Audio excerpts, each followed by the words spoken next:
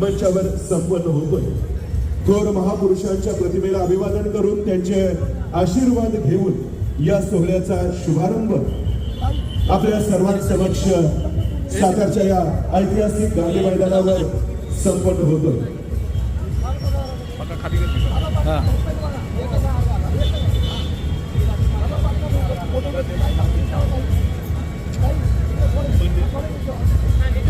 मान्यवरांचे शुभास्ते या ठिकाणी महापुरुषांच्या प्रतिमेला पुष्पहार अर्पण करून अभिवादन केले जाते, त्यांचे आशीर्वाद घेतले जात आहेत। सन्माननीय अध्यक्ष डॉक्टर प्रियाताई शिंदे यांना विनंती आहे आपण शुभास्ते दीप प्रज्वलित करून या सोहळ्याचा शानदार शुभारंभ दीप प्रज्वलने होत असते आणि तेच दीप या भीम फेस्टिवलच्या माध्यमातून या ठिकाणी डॉक्टर प्रियाताई शिंदे यांच्या शुभास्ते प्रज्वलित होत आहे। सन्माननीय जिल्हाध्यक्ष संजयजी काळे साहेब, सन्माननीय गणेश दादा आणि मंचावर उपस्थित असलेल्या सर्व प्रमुख मान्यवरांच्या शुभास्ते या ठिकाणी दीप प्रज्वलन आनंदात उत्साहात संपन्न होत आहे। फटाक्यांच्या अतिशय बाजूमध्ये असा हा विविध सुपरिचित व्यक्तिमत्वांना या ठिकाणी निमंत्रित केलं जातं, ज्यांच्या कलेचा कार्याचा लाभ आपल्या सर्वांना या कार्यक्रमाच्या निमित्ताने घेता येतो। या ठिकाणी डॉक्टर प्रियाताई शिंदे यांच्या शुभास्ते दीप प्रज्वलित केला जातोय। माजी नगरसेवक अमरजी गायकवाड सर, सन्माननीय या ठिकाणी उद्घाटनाचा सोहळा आकांक्षा पूर्तीकडे आपल्या या भीम फेस्टिवलची वाटचाल सदोदित आणि अखंडित चालू राहू दे अशा स्नेह सदिच्छा शुभेच्छा या उद्घाटन सोहळ्याच्या निमित्ताने संजयजी काळे साहेब, सन्माननीय गणेश निर्देशील आहेत।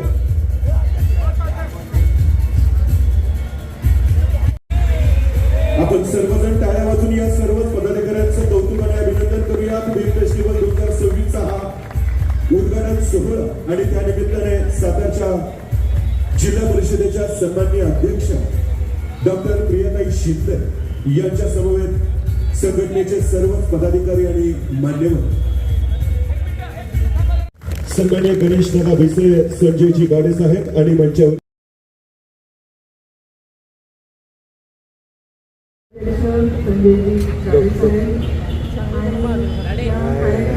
सर्वच आयोजक संयोजक सर्वांना माझा प्रणाम।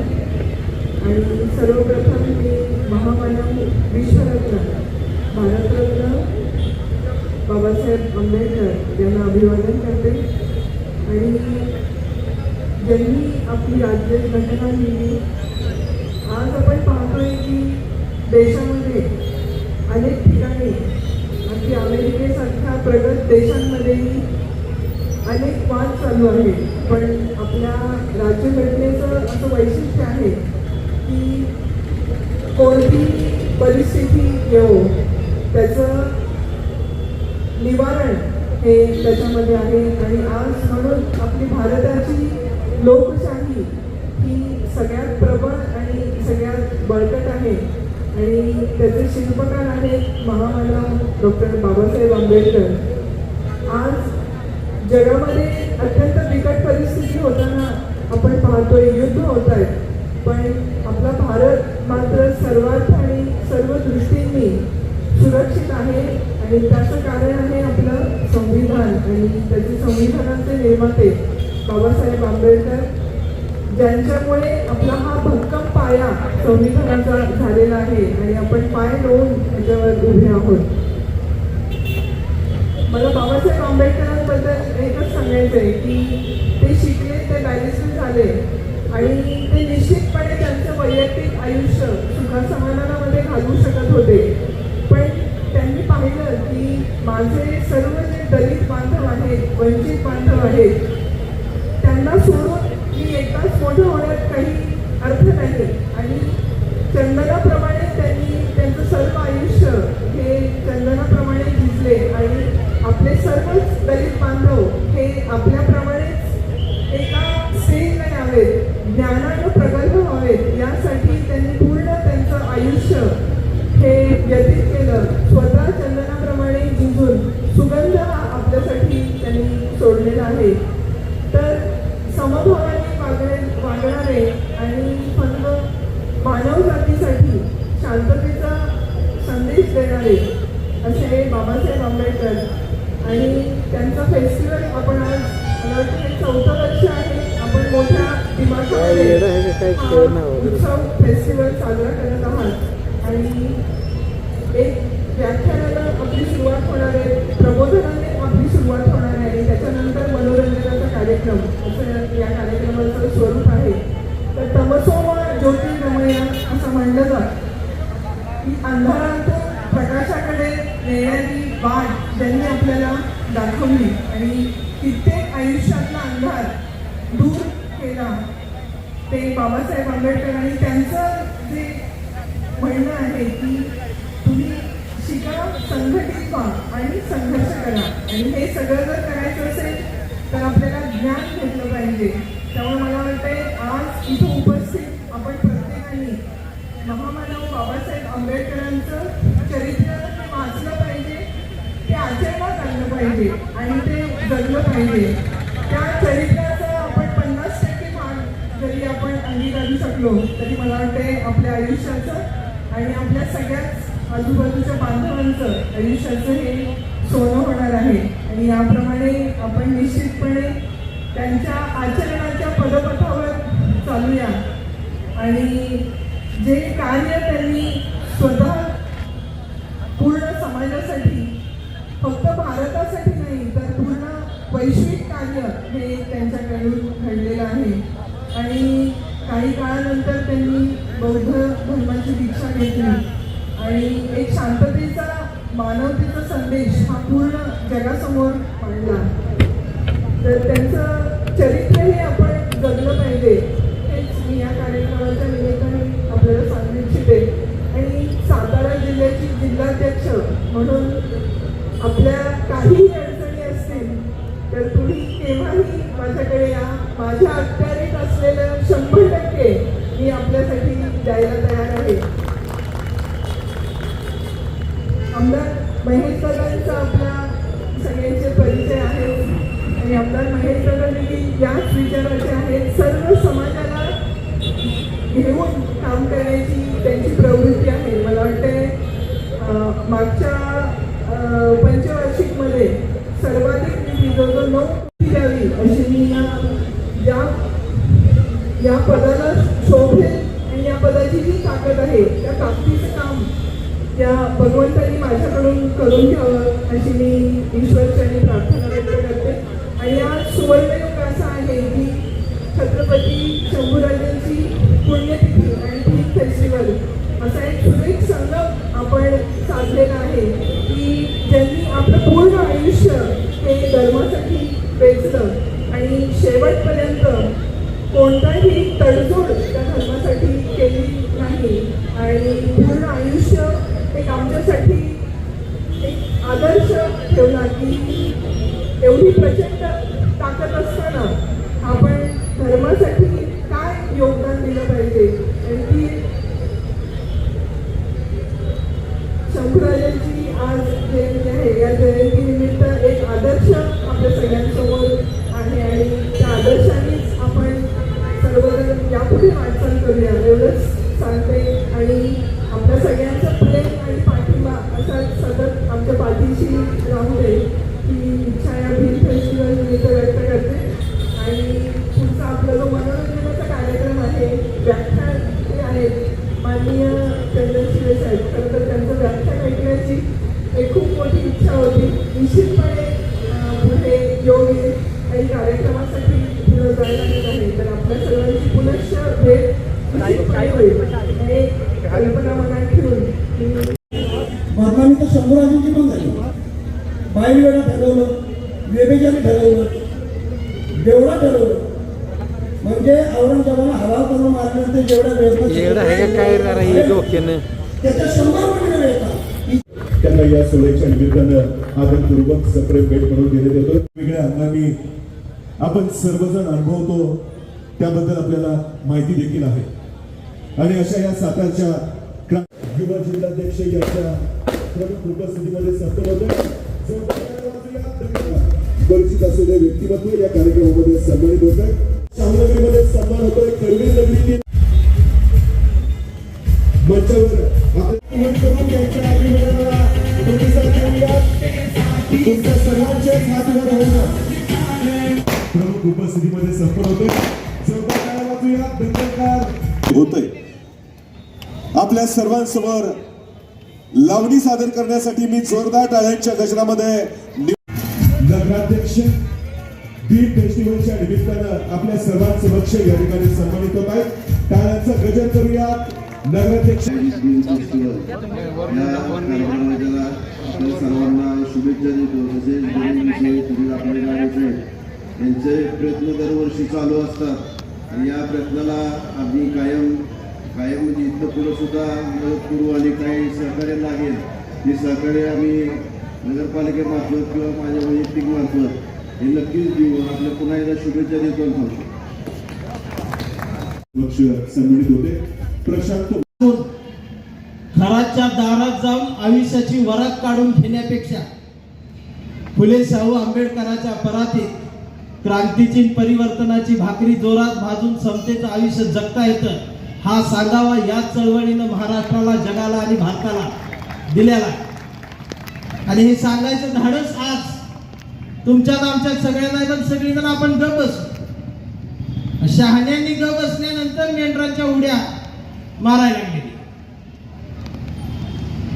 प्रत्येकानं अशी आपापला महापुरुष असा घट्टच धरून ठेवला. 4 वर्षापूर्वी या महाराष्ट्रामध्ये व्हॉट्सअपचा ग्रुप बघत असताना सकाळ दिसली एक.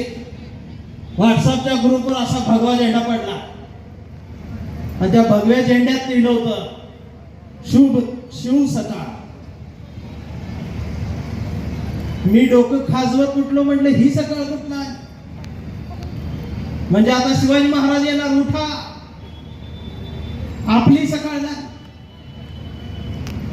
त्यांची सकाळ झाल्यानंतर इकडची चाके झाली आपली. हे म्हणले त्यांची झाली आपली करा. मग निळा झेंडा शोभ भेम सकाळ. सकाळी 11 वाजता जाग आली. मग शिव सकाळ भीम सकाळ जोरात टाकत. मग तिसरा पेटला. ते म्हणला यांची झाली आपलं काय अस्तित्व आहे का नाही? ते म्हणला करा आपली. रंग फिक्स आहे म्हणला आपला पिवळा. मग नावान कुणाच्या करायची? अण्णाभाऊ साठे त्यानं लिहिलं शुभ अण्णा सकाळ म्हणला. तेवढ्यात दुसरा म्हटला थांब अण्णा सकाळ बरोबर वाटत नाही म्हणला. आधीच चिडवते ते अजून चिडवते म्हटलं. मग लहू वाजता साळवे सापडले आणि मग पिवळा झेंडा शोभ लहू सकाळ. रुबाब जय भीमवाल्यांचाच पाहिजे एवढं लक्षात ठेवा. रुबाब मराठी मावळ्यांचाच पाहिजे एवढं लक्षात ठेवा. आणि तो रुबाब द्यायलाच मी आलो होतो. आणि ते रुबाब असणारीच एक एकात्मक असणारी राजकारण्यांवरची चिमटा काढणारी एक कविता. आता चंदन शिवे म्हटलं की आमच्या कवितेची समीक्षा चिमटा काढणारी कविता अशी होत नाही. ती विद्रोही कविता, नक्षलाईज कविता अशी होते. पण ती दुसऱ्यांनी लिहिली की मग चिमटा काढणारी कविता.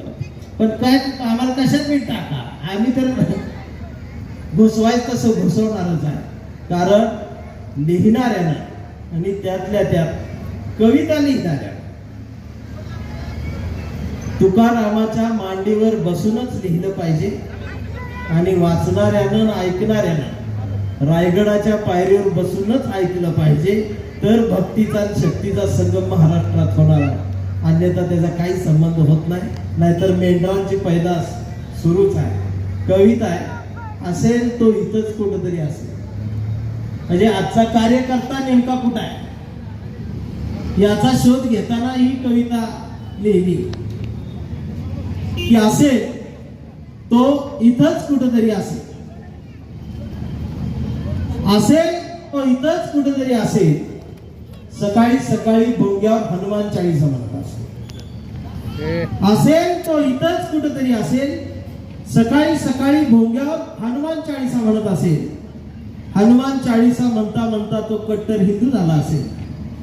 आणि कट्टर हिंदू होऊन तो मातोश्रीवर गेला असेल. तो इथंच कुठेतरी असेल.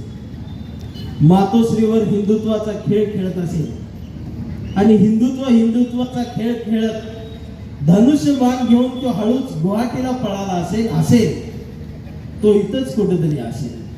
आज एकनाथ शिंदे साहेब आले असते तर कविता अजून जोरात मी सादर केलीच असते, सोडलं नसतं कुणाला. गुवाहाटीला गेल्यावर झाडी डोंगर हॉटेल बघून बहरला असेल आणि 50 खोके एकदम मोकेच्या बापू घोषणा ऐकून तो गोंधळला असेल तो इथंच कुठेतरी असेल. तो परत आला असेल.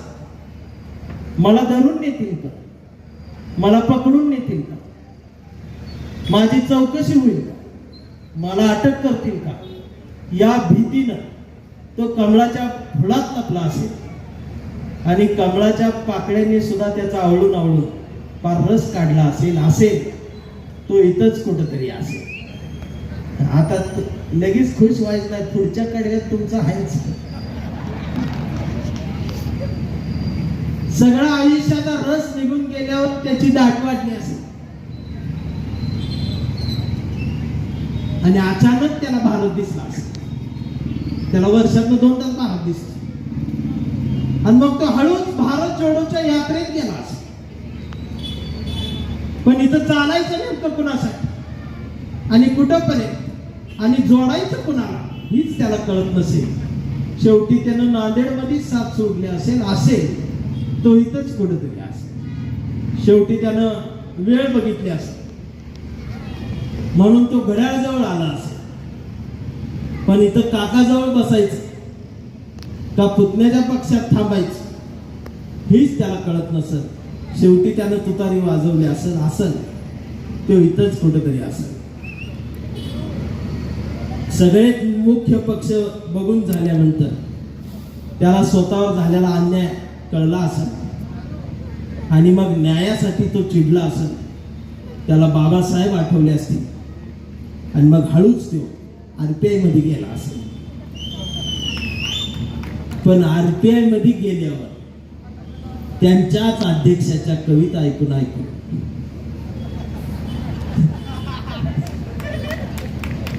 आता साहेब आमचे गाववाले ही कविता लिहिली तेव्हा पहिल्यांदा त्यांनाच ऐकवली होती, त्यामुळं कार्यकर्त्यांनी काय माझ्यावर रागवायचं नाही.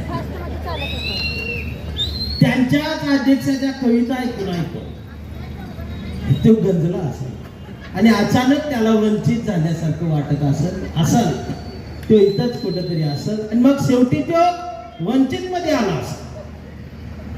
पण इथं नेमकं वंचित कोण हीच त्याला कळत असेल. आणि मग मी विचार करतोय की भीम फेस्टिवलला गांधी मैदानात तो आला असेल, कोपऱ्यात कुठेतरी बसला असेल, माझ्या कविता ऐकत असेल आणि माझं बोलणं ऐकून झाल्यानंतर जर त्यानं मनापासून ऐकलं तर तो माणूस बनलास की मग मात्र इथंच थांब. या गोंधळात कुठं अडकून जाऊ नकोस. देशाची परिस्थिती ही आहे.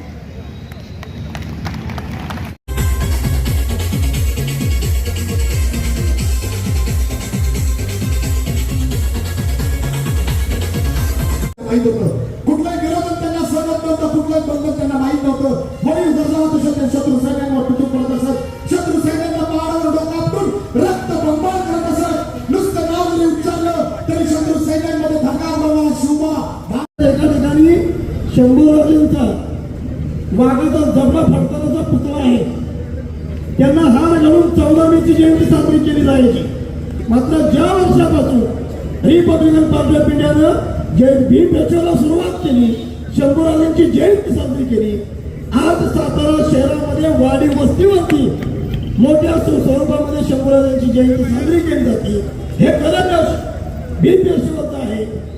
तुम्हाला मला एकच सांगायचं आहे की महत्वाचं नाही, ज्या छत्रपतींच्यामुळं बहुजन वर्ग सुरक्षित आहे त्या छत्रपतीची बदनामी करायचं योग्य वेळी थांबवलं नाही, त्यांना राज्याश्रय देण्याचं योग्य वेळी थांबवलं नाही तर मात्र भविष्यात बहुजन वर्गानं विशेषतः शिवरायांचा मर्द मराठा मावळा म्हणणाऱ्यानं आवर्जून लक्षात ठेवायचं. अरे विष जेवढी संपविला सांग रे बहुजन सांग, तुला जात का येत नाही, लेका बापाचा बाप बदलला, तुला राग का येत नाही. भविष्यात राग येणं काळाची गरज आहे. अन्यथा आमच्या छत्रपतींचा असाच अपमान केला जाईल. भीम पेशवा संदर्भात सातारा जिल्ह्याचे रिपब्लिकन पार्टी इंडियाचे जिल्हाध्यक्ष आदरणीय गणेश विषय भाऊ 2 मिनिट आपली प्रस्तावना सादर करतील. सर्वांना क्रांतिकारी जय भीम, जय भीम, जय शंभूराजे. रिपब्लिकन पार्टी ऑफ इंडियाचं हे 4थं वर्ष आहे. आपण या ऐतिहासिक गांधी मैदानावर गेल्या 4 वर्षापासून भीम फेस्टिवलचं आयोजन करतोय. भीम फेस्टिवलचं आयोजन करत असताना फक्त मनोरंजन हा उद्देश डोळ्यासमोर नाही, तर मनोरंजन, प्रबोधन याचा मिलाप या माध्यमातून आम्ही करत आहोत. खऱ्या अर्थानं या महाराष्ट्रामध्ये संभाजीराजांची जी अवहेलना होत आहे, संभाजीराजांना जाणीवपूर्वक बदनाम करण्याचं षडयंत्र इथली जी व्यवस्था करत आहे ते हाणून पाडण्यासाठी खऱ्या अर्थानं इथला भीमसैनिक या फेस्टिवलच्या आयोजनाच्या माध्यमातून छत्रपती संभाजीराजे हे आमचे राजे आहेत, हे रयतेचे राजे आहेत की ज्या छत्रपती शिवरायांनी स्वराज्याची बीज रोवली आणि आपल्या रक्ताचं शिंपण करून ते खऱ्या अर्थानं वाढवण्याचं काम छत्रपती संभाजी महाराजांनी केलं. जे स्वराज्य इथल्या कष्टकरी बहुजन वर्गाचं, इथल्या शेतकऱ्याचं, शेतमजुराचं, इथला सर्वसामान्य माणूस ज्याला असं वाटत होतं की हे स्वराज्य माझं आहे आणि हे स्वराज्य निर्माण होण्यासाठी, त्याचं संरक्षण करण्यासाठी आपल्या प्राणाची आहुती छत्रपती संभाजी महाराजांनी केली. आम्ही या सातारा जिल्ह्यामध्ये रिपब्लिकन पार्टी ऑफ इंडियाच्या माध्यमातून तथागत भगवान गौतम बुद्ध, छत्रपती शिवाजी महाराज, छत्रपती संभाजी महाराज, क्रांतिबा ज्योतिबा फुले, क्रांतिज्योती सावित्रीबाई फुले, विश्वरत्न महामानव डॉक्टर बाबासाहेब आंबेडकर, साहित्यरत्न लोकशाहीर अण्णाभाऊ साठे यांच्या विचारानं प्रेरणा घेऊन आम्ही खऱ्या अर्थानं या सातारा जिल्ह्यामध्ये रिपब्लिकन पार्टी ऑफ इंडियाच्या माध्यमातून काम करत आहोत. आणि हे काम करत असताना आम्ही दरवर्षी या भीम फेस्टिवलच्या माध्यमातून लोकांशी संवाद करण्याचा एक प्रयत्न करत असतो. वर्षभर 364 दिवस इथला भीम सैनिक रस्त्यावरची लढाई करत असतो, परंतु 14 एप्रिलच्या का निमित्तानं होईना त्याला आनंद उत्सव साजरा करण्याची एक संधी मिळत असते. त्याचाच औचित्य साधून आम्ही खऱ्या अर्थानं भीम फेस्टिवल दरवर्षी साजरा करत असतो. आपण सर्वजणांनी दरवर्षीप्रमाणे यंदाही अतिशय उत्साहामध्ये या भीम फेस्टिवल मध्ये सहभाग नोंदवला. आमच्या सर्वांना उपकृत केलं. आपण या ठिकाणी उपस्थित राहिला त्याबद्दल मी रिपब्लिकन पार्टी ऑफ इंडियाचा सातारा जिल्हाध्यक्ष म्हणून आपल्या सर्वांचं आभार मानतो. आमचे जिल्ह्याचे नेते सन्माननीय संजय गाडे साहेब यांच्या वतीने सुद्धा आपल्या सर्वांचं आभार मानतो. आणि हा कार्यक्रम यशस्वी करण्यासाठी ज्यांनी ज्यांनी आम्हाला मदत केली, ज्यांनी ज्यांनी आम्हाला सहकार्य केलं त्यांच्या प्रती आम्ही ऋण व्यक्त करतो आणि आपले आभार मानतो. जय भीम, जय बुद्ध, जय भारत. वॉटर बॅग आहे, वॉटर बॅग आहे बरं ही. गुरुजी, सरकारने प्लास्टिक बंदी केल्यापासून मी घरचाच माल वापर. गुली मालिकेतली गुली आली, गुली मावशी. हे येऊ दे की मला बघायला हो तर लेखनाच पण माझं झालं. लिपस्टिक लावून आलं सांगतोय वेळ गुरुजी मी काय लिपस्टिक नाही लावली. आईने केस खाल्लं होतं मी पोटात असताना त्यामुळे माझं होट लाल पडलंय. काय? तुझ्या आईने केस खाली होती? ए हो तुझ्या आणि माझ्या आई एकत्र खात होत्या दोघी. आला काय? त्याला काय मिळत नव्हतं. ए यार गप की चांद वासा आणि काय झालं पण लावले. असू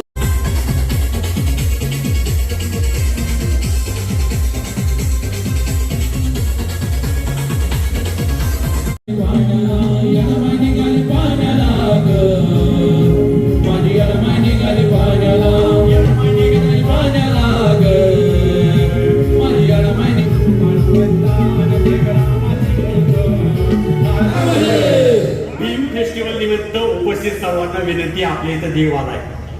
कुणाच्या इतक्या दिवस काय झोपला होतास का? तू माझं बकरं कोंबडं जत्रा छत्र काय केलीस का नाही? तेव्हा त्याच्या पायथा 1 लाख रुपये कर्ज झाले. तरी माझा तुला फरक नाही पडला. अजिबात पुन्हा आला तेव्हा गुजरातवरनं पण हात फिरवून आलो. अरे येड्यांनो, जेव्हा माझा फरक पडत नाही, जेव्हा माझा गुण येत नाही, तेव्हा डॉक्टरकडे जायचं असतं. अरे येड्यांनो, जेव्हा मला फरक नव्हता पडत तेव्हा मी पण डॉक्टरकडेच गेलो. आणि तेव्हा समजा डॉक्टरचा पण गुन्हा आला तर अरे डॉक्टरचा पण गुण आला तर एखादं अनाथाश्रमातलं बालक दत्तक घे येड्या. बरं देवा. कमा नेक्स्ट. देवा अहो देवा आम्ही आम्ही लहान होतो तेव्हा कसा बदा पाऊस पडायचा. पण ह्यो पाऊस आम्ही कसा करतोय, कधी पडतोय कधी पडत नाही. पडला तर गावाची गावावर लावतोय. अरे आवाजावनं तर बरंच जणू खड वाटते. अरे बालका तुझं वय किती? आता देवा मी 80 वर्षाचा झालो की. बराच जगलास. बरं जगणच का माझं काय जात आहे तुला मुलं मला की. आता देवा मस्त वाटत होतं थंडीवर व्हावी पण फक्त 12 झाली. अरे लाज वाटते का? लोकसंख्येचं इतकं प्रोडक्शन वाढवण्यापेक्षा आतापर्यंत जर झाडं लावली असती तर हाच पाऊस नेहमीच पडला असता. हाच पाऊस पटा पडला असता. म्हणून येड्यांनो, निसर्गाचा समतोल राखण्यासाठी झाडे लावा, झाडे जगवा, हा नाश थांबवा, हा विनाश थांबवा. अरे कोण म्हणतं मला भाजत नाही? मला बी लय बसते पण सांगतो कुणाला. अरे पण मी बी लय हुशार आहे. 3 सेकंदाच्या पटापटा बाहेर निघतो त्याच्यामुळं मला भाजत नाही. मग तेव्हा मला पण जमल का? लय आ जमल पण 3 सेकंदाच्या पटापटा बाहेर निघ नाही तर टरा त्याची त्या शिक्षणाला व्यावसायिक शिक्षणाची जोड द्या. स्वतःचे व्यवसाय चालू करा. यातच आमचं तुमचं भलं आहे. हे जीवन महाराष्ट्रभर गावभर जगभर होणं गरजेचं आहे. कारण या निमित्ताने आपल्याला शिका, संघटित व्हा, संघर्ष करा हा संदेश मिळतो. छत्रपती शिवरायांचा वारसा मिळतो. स्वराज्य रक्षक छत्रपती संभाजी राजांचा वारसा मिळतो. आम्हाला जगावं कसं, वागावं कसं, त्याचबरोबर ज्ञान कसं घ्यावं याचं ज्ञान मिळतं. म्हणून या खऱ्यापणे साताऱ्यासारख्या भीम फेस्टिवलमध्ये असे कार्यक्रम गावागावामध्ये होणं गरजेचं आहे. या तुमच्या चांगल्या कार्यास माझ्या सकट माझ्या सर्व देवांचा जाहीर पाठिंबा आहे. कमाने